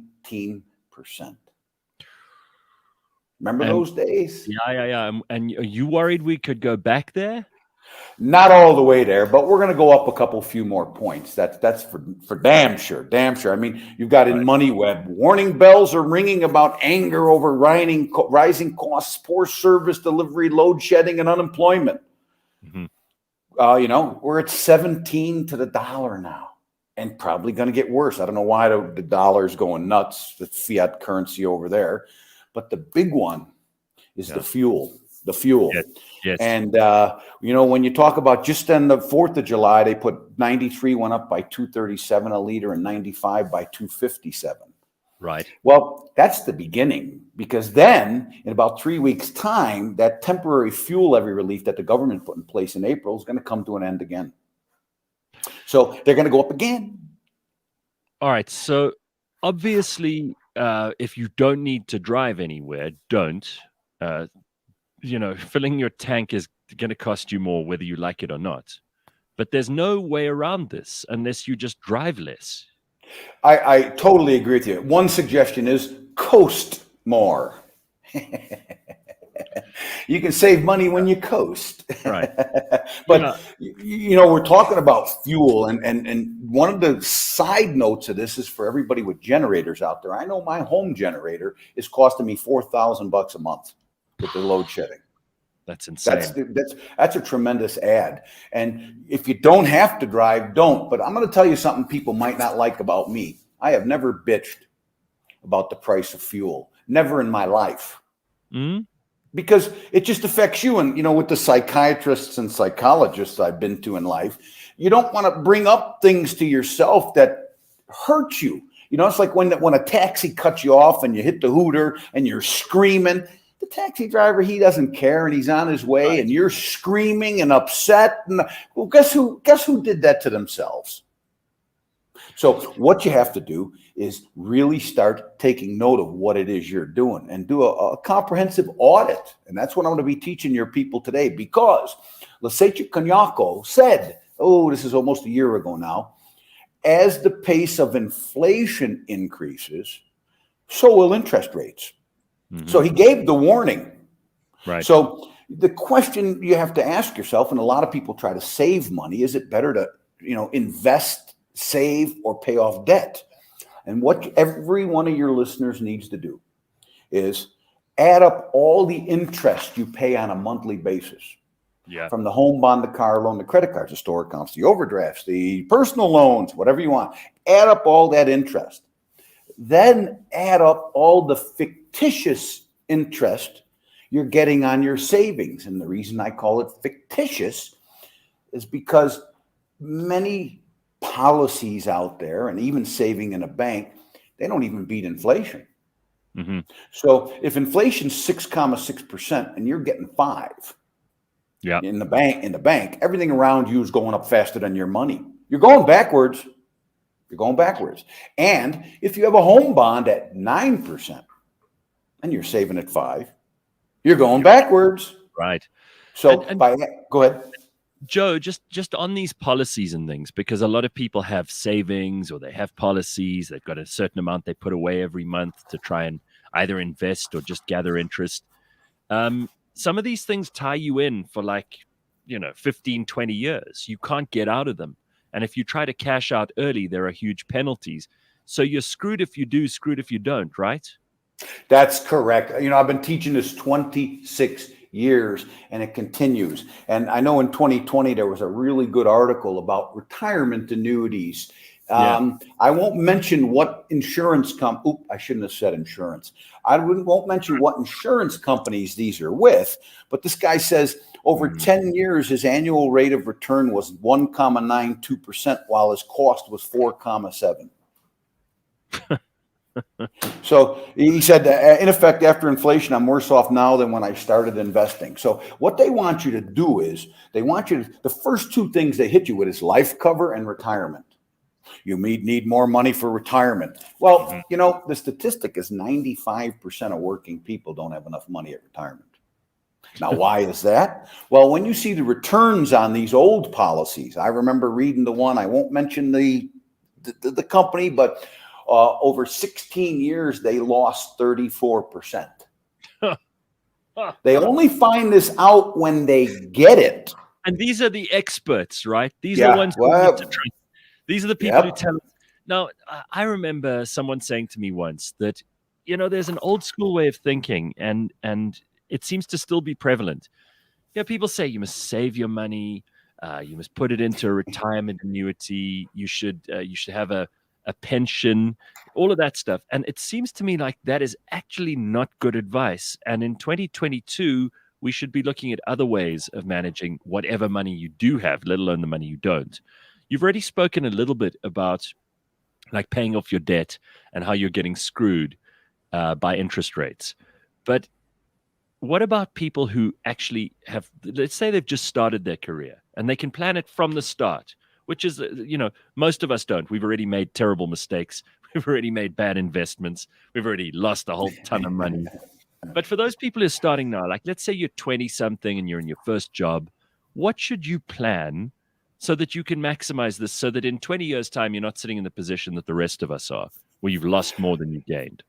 Well, one of the cores of what we teach is you save no money other than into a fully funded, proper retirement program whilst you have debt. Because your debt interest is at a higher rate than your savings interest. And the reason I say a proper retirement annuity, generally we're talking about your company-sponsored pension or provident plan. Because a lot of these plans, Gareth, they match you. So if you put in 1,000 Rand, they put in 1,000 Rand. Well, that's what we call 100% interest per month.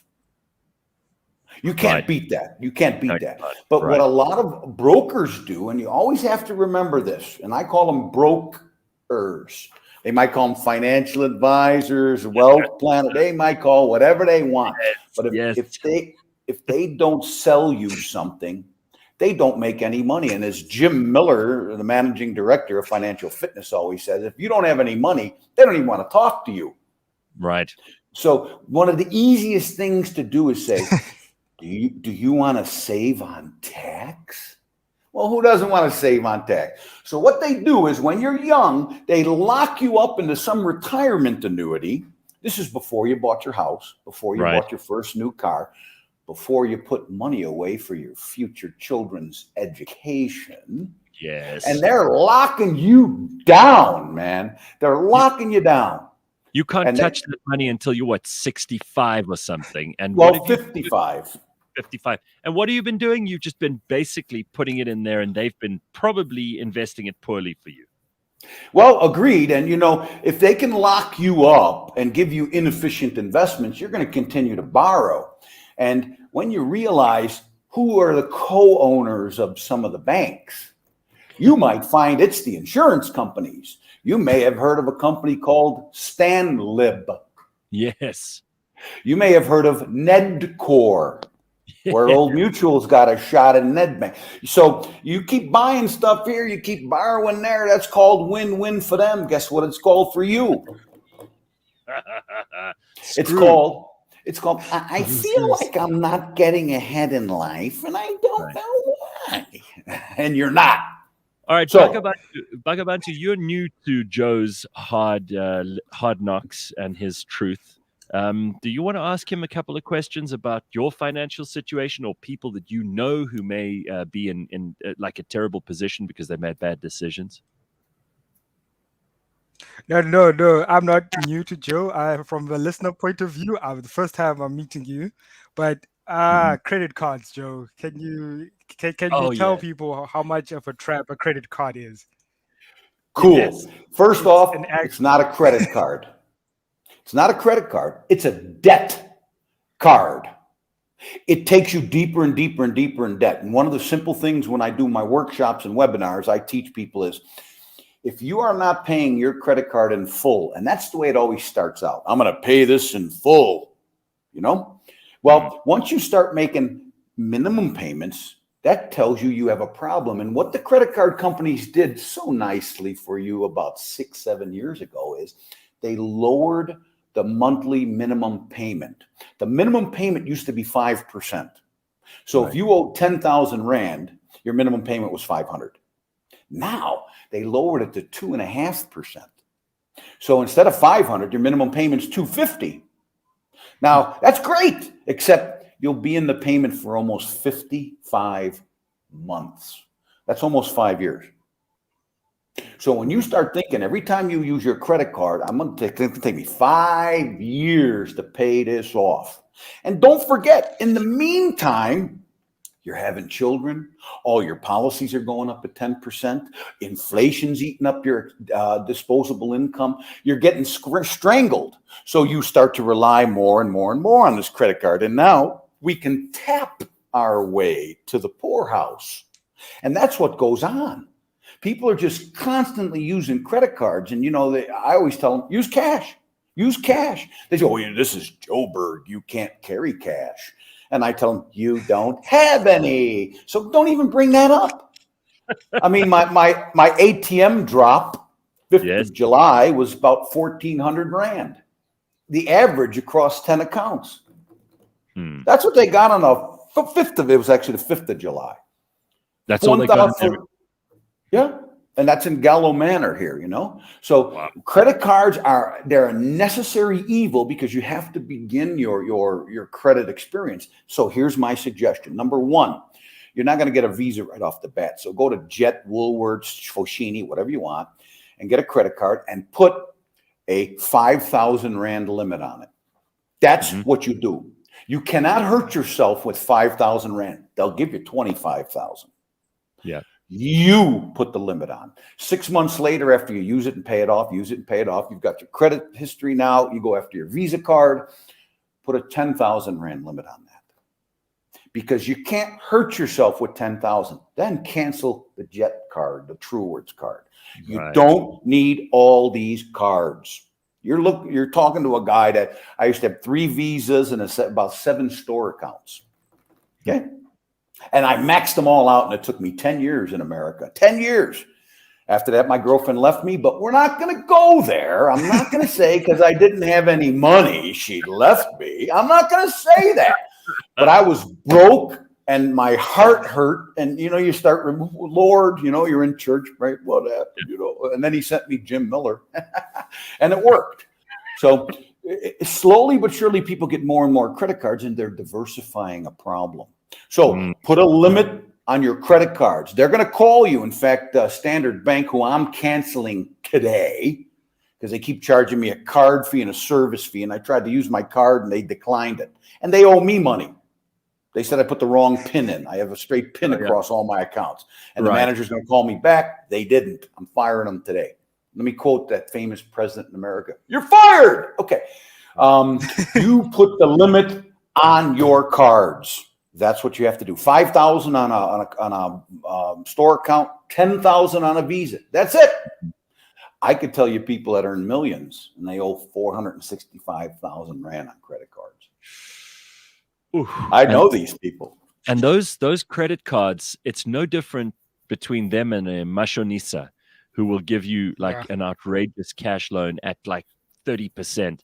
The interest rates are just crippling there, Joe. You never get out of that trap if you let it begin. Well, I'm Italian American, and it's called the VIG. Right. And those guys, they charge by the week a lot of times. So you're in trouble. And once you get involved with them, you'll never get out of that. And it's just people have used up all the credit they have. So that's why they go to those guys. And that's worst case scenario and really what it is. And a lot of people really got knocked in the head with this COVID thing. A lot of people lost their jobs. They say up to 3 million people. A lot of businesses are closing. I mean, they shut my training down because I do corporate training. So that's why I'm gone. I'm leaving. Unfortunately, Where are you going to go? Hawaii. That's not so bad. I can't blame you. Well, I heard your earlier presenter they go overseas, and it's not as well. Hawaii is actually but I'm one of the 1% probably. You know what I mean? But it's part of doing everything right. being debt free for I don't know how long, saving money. So when I went through this drought of no real income, I had money. I pay my bills. I'm on time. Like I say, even my credit cards, they owe me money. I pay extra. My rates, I pay extra so I don't get wiped out anytime in the future.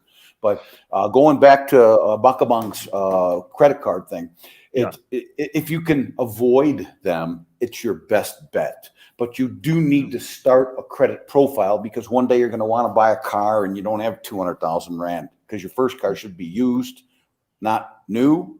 And then once you want to buy a house, you're going to need to have some sort. So I've got my son who's 25 now. He started his, credit profile and stuff because eventually he's going to be moving out and stuff. So credit cards are the worst of all the evil. It starts out with that. Then you get a car loan. Then you get a home bond. And once you get the home bond, that's when you start really using the credit cards because everybody goes for the best house they can get for the most amount of money they can afford. And then they got to find out that they got to buy drapes because they live next to Peeping Tom. Then they got to buy furniture, and then they got to buy this and all this stuff for the house and furniture loans. And all of a sudden, there they sit. Home bond, car loan, credit card, store accounts, overdraft. You're done. Cancel Christmas. Oh Simple. my God. Yeah. All right. So Joe, I mean, we started off talking about these food price increases, which, I mean, I'm just going to go over some of this because I think it is interesting. And I think a lot of people don't realize how much stuff has gone up. You don't know because most of us go into the store, we buy our stuff, and then when it comes to paying, we go, oh my God, I didn't buy any gold bars. How come this costs so much, right? Same trolley, same stuff, but suddenly it costs you 60% more. In the case of cooking oil, 69% more. We were talking about that before you even came on this morning. Apparently cooking oil now was 135 Rand. Now it's 228 Rand. That is a major, major increase. We can't do anything about these increases. It's not like you can protest in the streets or say, I'm not going to be buying any meat anymore. Sometimes you got to buy what you got to buy to get healthy and to eat properly and, to not starve. Milk, bread, these are basic staple things for most of us. So you can't do anything about that. Like you said earlier, you can't do anything about the petrol price. There's no reason to sit there and mope and complain. It's not within your control. Where else can we shave off money? You mentioned the insurance people, and obviously all of those brokers and all of the insurance companies are going to lose their minds because they are making so much money that they are advertising. They're the only businesses that are advertising at the moment. Have you noticed how every second ad is an insurance company, and they're all terrible? They're the worst ads you've ever seen. They're so frigging annoying. They've got the same bullshit message over and over again. It's terrible stuff. Insurance is one place we could save. Where else? Well, let's talk on insurance. I call it the dreaded D's of life. If you die and you got insurance, you get a bunch of money. If you get a dreaded disease, more D's, and you got insurance, you get a bunch of money. If you get disabled, you got insurance. If you know Desmond Dubé, then you're buying some of his stuff. And it's funny on TV now because they're calling life insurance a legacy payment. Right. Yeah. Now, our parents' job was not to die and leave us a whole bunch of money. Right. But they have convinced these people today that your job is when you die, you leave your children a bunch of money. They don't go to a good school because you ain't got any money, but you can die and leave them a bunch. The problem with that is with most life insurance policies, your payments go up at about 10% a year. But the cover doesn't. So using the rule of 72s and things like that, that says your money halves in its buying power about every 7 years because of inflation. So if you took out R1 million life cover today, that cover doesn't go up in most cases. Now, some people say it does. Yeah, in probably 7 or 8% of the cases. In 92% of the cases, the cover doesn't go up. That R1 million in 7 years is really worth 500,000. In 14 years, it's worth 250. And in 21 years, it's worth 125,000 Rand. And in the meantime, your payment keeps going up at 10%. Now, when you're paying 500 Rand a month when you start, 10% is $50. But when you're 58 years old and you're paying 4,000 Rand a month, 10% is 400. a month. After Right. this. So that's 8 times more per month than when you started. And people get caught up with this. Oh, well, So I've Joe, been. do these bastards just put it up 10% without even asking you? It just goes up automatically, and unless you notice, they just keep doing this? Correct. Well, you're inflation linked. That's what they call it. Bullshit. Sorry. But they inflation link the payment, but not the cover. Now, there's a company out there called Bright Rock, and they offer a flat insurance premium. So your insurance premium never goes up. And they also, and I don't work for them, but I was exposed to some of the stuff that they do. A lot of the indigenous population of South Africa have these funeral policies they pay through the nose because black tax and all, whatever you want to call it. And they're going to pay 20,000 rand. Well, 20,000 rand in 21 years is about $2,000. And what they're going to be paying in 21 years is astronomical. So what Bright Rock has done is they put into their life cover an immediate payment of up to 50,000 rand within, I think it's 24 or 48 hours. So once you show a death certificate, they rush you a bunch of money. So that's going to alleviate the need for these funeral policies if you want to do that. But funeral policies is a wicked industry, hey? Well, all my black friends in America, none of them have funeral policies. None. So Joe, why is a funeral policy a stupid idea? Because I do know that in South Africa, a lot of people. In South Africa, it's a big thing. Correct. And Bakh'abantu, I mean, it seems to be like the most important payment some people make every month, right? Good. Keep paying to die. That's what you're doing. Yeah. You're paying to die. Investing in death. And unless you're smoking tick or robbing banks, you've got a chance of actually living. And what they've convinced, and I see it all the time. I'm not going to mention my friend's name, but he's a big ANC guy. And I asked him, do you have, a funeral policy? He goes, Joe, I drive a Range Rover. My wife's got a Z3. My 2 kids are in college. I got a home bond. My wife is very expensive. I've got credit card bills. My family is going to have to worry about themselves. So slowly but surely, the whole black tax, take care of the family thing, that's, it's slowly going by the wayside. That's why anytime you run into somebody who comes into a large sum of money, all their family shows up. They love you and they want to borrow money, because my son needs to go to school and I can't afford it. Yeah, okay, yeah. And where were you the last 10 years? You know what I mean? So you got to remember that with funeral policies, it's going to be worthless in 20 years. My joke is if you take out a 50,000 rand policy, and most of the time I hear 20,000, but a 50,000 rand policy is going to be, let's say, it says 50, 25, 12, about 6,700 rand in 21 years. What is 6,700 rand going to buy you? Cups. So everybody at your funeral is going to have a cup. And I encourage people to go price a casket. Understand what this, just, maybe you'll have enough to pay for the casket. What else? So you can keep paying to die if you want. But then when you really look at overall, here's the deal. You have health insurance, medical aid, life insurance, car insurance, dreaded disease insurance, disability insurance, income protection insurance, funeral cover insurance, tire insurance, pet insurance, cell phone insurance. Are you wondering why you're broke yet? McGill says, and he's right, love you, Joe. So brutally honest. The whole of South Africa should hear this, man. Ethan says, it is not an investment. It is protection for your children. It's not even that, though, because funeral policy doesn't protect your children. As you say, it'll buy you cups. It's just unbelievable. Well, stop paying money for when you're not around anymore. If you die early, okay, it might pay off your house. Okay? So what about the kids' education? What about that? Now, some guys will buy a huge amount of life cover for that. But again, I don't know what your chances of dying really are.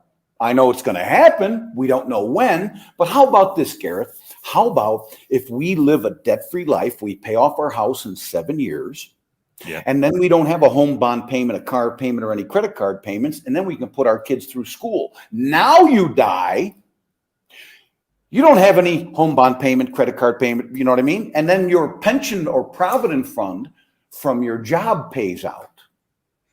And that should be at least one bar. Sorry, that's what we in Santon call million. But you know, that could be your income, and that rises. That investment rises. Whereas, you know, in relation to life insurance, like I say, those never really go up. They do in very small cases, but that comes down over time. So by becoming debt-free and solidifying your financial position, if you do die, you don't have any huge debts to pay off and everything. But in the meantime, you're keeping up with the Joneses, the Motsepis, the Naidus. You're spoiling the hell out of your kids. And I see it because I'm the chairman of the social committee of the Santon Sports Club. And I see these kids. First off, their dad drives in the top of the range Range Rover. And then I just saw this 4x4 Lamborghini. My God, I don't even. Jim Miller, he's a car aficionado. He told me that's what I'm going. Holy cow! And you see that they just spoil the hell out of their kids. And I'm going to tell you something. You keep doing that, you're in for one hell of a future. Now I'm going to say this in all fairness. I spoiled my son, but what I did, and this is some advice from Uncle Joe, tie it to their grades. My son had PS3, PS4, iPhone 5, 6, 7, 8. He's got an iPhone, I think, 11 now. He's 25 years old, and he's doing a double master's. So by tying the spoiling to their grades, at least you get something out of it. But, you know, all these parents, they upgrade their iPhone, and they give it to their spoiled, rotten little kid. You know, and I see them. I see them. You know, I see them in the shops. That's why when they cry in the shops, I go up to them and I look at them and I start crying. And the parents look at me like I'm weird, you know, but the kid stops. You know, so you got to get your stuff together. So here's what I'm going to do. I'm going to give you some money saving tips right now. Ready? Go for it. Car insurance. Call and get 3 different quotes. Now, a lot of people go, I lower my car insurance every year. I call them every year. By calling your current insurer, they give you a shut up and go away discount. It's a small amount. Now shut up and go away. Okay. But by calling 3 and getting 3 different quotes, the key is don't tell them what you're paying. Right. Then take the lowest quote, call your current insurer and go, you know, my car is 3 years old now. Shouldn't the, and then they hit you with this line of bullshit. Well, spares are more expensive than ever. And if we have to replace your vehicle, have you seen the price of new cars? You know, first off, you're not getting a new car. You got a 5-year-old Volvo, you're getting a 5-year-old Volvo price. So call, get 3 quotes, take the lowest quote, call your current insurer back and tell them, match it or I'm going to switch. That's 1. Number 2, contents insurance. They got me with this one. I've canceled mine because I live in Fort Knox. I play with guns. I'm waiting for him to come in. But anyway, and I'm not going to turn on the light. Is somebody there? No. I'm waiting for you in the bedroom. Come on. Right. So what they did is they raised my contents insurance every year by 10% as my stuff got older. Yeah. They keep and they keep telling me, ready? Replacement value. Well, I bought a 30,000 Rand TV 7 years ago. Right now, you could buy the same TV for 18,000 Rand. So what do they mean by replacement value? And then here's the best part. And I got the email. Joe, you're insured for 400,000 worth of clothing, utensils, etc. And I had it out with them. I go, if they break in my house, they're not stealing my clothing, utensils, and etc. They're stealing my TV, my Harman Kardon stereo, my laptop, my iPhone. All these things are extra on your policy. So you all need to really do an assessment of how much do you really need on contents insurance, because they keep raising the price, so you can lower that. Another one, homeowners insurance. Yes. Earthquake, fire, they're going to pay your house out. Chances are you're never really going to need that. So my suggestion and what I did, you have to have it. But what you do is you raise the excess. On a lot of these policies, the excess is 2,000 Rand. So if your house burns down, they give you 3 bar. You got to give them 2,000 to get the 3 million. Raise it to 10,000 Rand excess. That'll lower your monthly payment. Yeah, good idea. Okay? All right, Yeah. we're taking, So, we're taking notes. Lebang's just said she's taking notes too. She's you've feeding the got to kids. do this. Right, next one. Yeah. Yeah. And what you need to understand is that all these policies that go up at 10%, you got to curtail those costs. You got to stop them. You know, they're raising your homeowner's insurance, but if you really look at what property has done in relation to inflation over the last 12 years, you're talking about maybe a 1% growth.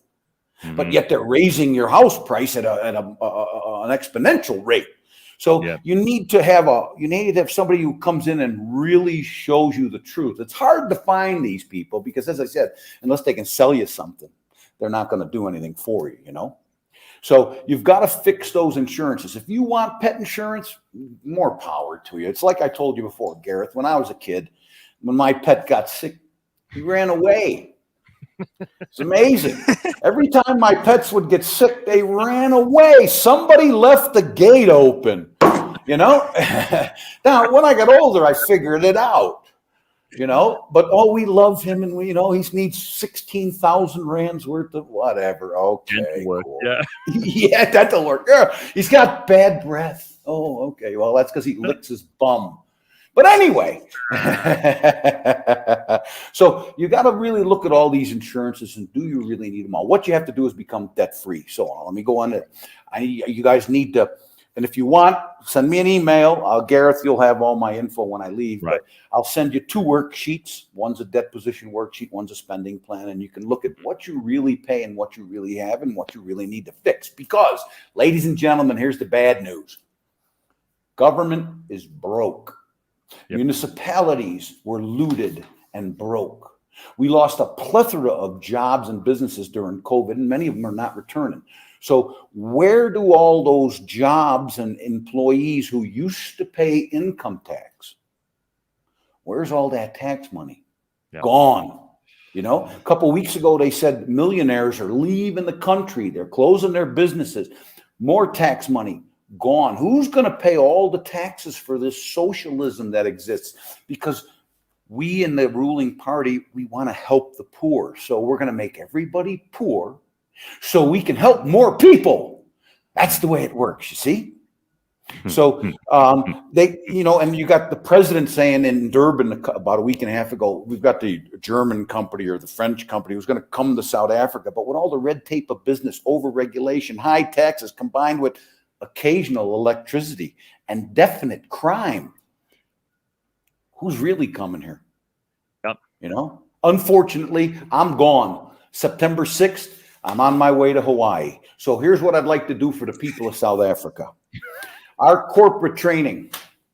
Normally I would train 30 people for 33,000 Rand. That's our price, okay? Right. What I'm offering South Africa, I will train your entire company. $15,000. Boom, game over. Your entire company, whether it's a room full of people, or as they call it, in-person training, or a webinar. $15,000 plus VAT, obviously, because the government's given us this value adding. Yeah. It's Joe's closing down sale. Listen up, everybody. This is your last chance. It's Joe's going out of business. Yes, indeed. Yeah. He's off to Hawaii. He's going to throw in this one last chance for you to get your shit together. And HR people out there, help your people. They're struggling. I love dealing with companies who go, our people don't have financial problems. Well, I know a director in the bank who goes, when my people get out of the car in the morning and they come in broke, I know what happens. And it affects their whole life. They're looking for new jobs. They don't have any money. Their production is down. Even the people working from home, their productivity is way down. I don't care what they say. It's way down. I see it. I hear it. I talk to people. You know what I mean? I'm engaged. So what I say is let me know. Gareth will have my info. Any size company, 15,000 Rand, money management, debt elimination. Cool. I love it. Listen, it's always good to have you on, man. We're going to miss you when you're in Hawaii to give us these truths, but who knows? We may be able to connect there. The time difference is outrageous. So it's the opposite end of the world. It's 12 hours difference. So if it's 6 hours, 6 o'clock in the morning here, then it'll be 6 o'clock in the evening there. So we probably there you go. I'll be awake with a delicious Zinfandel, maybe. Oh wow, sounds so good. You be sure to take pictures of how fantastic Hawaii is and make us all jealous. It sounds amazing. I'll definitely do that. So I leave you, Gareth, with aloha, which, by the way, means hello and goodbye. And goodbye. Yeah. Well, there we go. Bakh'abantu, Joe, aloha, and we will see you tomorrow morning at 6 a.m. bright and early on the show. Have an excellent Like and day. subscribe. Like and subscribe. Correct. Please do that. And also, if you don't like any of the stuff that Joe said, tough. That's the best way for you to get we're doing all we can to help you this morning, and we hope that somebody somewhere listens.